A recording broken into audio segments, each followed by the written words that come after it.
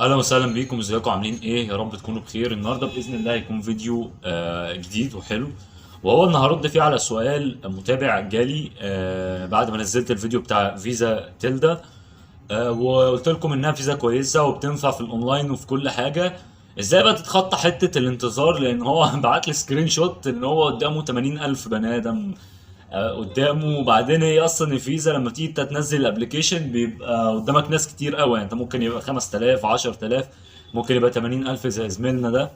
فانت ما قدامكش غير حل واحد. اصل انا مش هعمل لك سحر يعني. هو انت ما قدامكش غير حل واحد، تشوف واحد معاه الفيزا دي وعن طريقه بيبعت لك لينك بيقدر من، يعني اللينك ده هو بيبقى ليه مره واحده بس.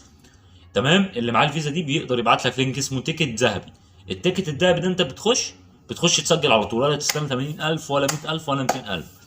لكن غير كده والله ما مش هقدر افيدك يعني. لما انت مثلا بقى مستبعد الموضوع او شايف الموضوع صعب، ممكن تتفرج على الفيديو بتاعي اللي هو بتاع احسن 3 فيز استخدمتهم مش محتاجين انتظار اصلا.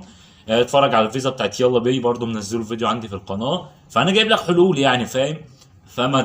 يعني لو انت حسيت ان الموضوع صعب مع فيزا تلتا، خلاص انقل على فيزا تانية زي مثلا يلا باي او فيزا بنك مصر.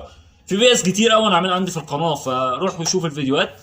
وبس يا شباب، يا رب يكون الفيديو فاتكم، والسلام عليكم، باي باي يا شباب.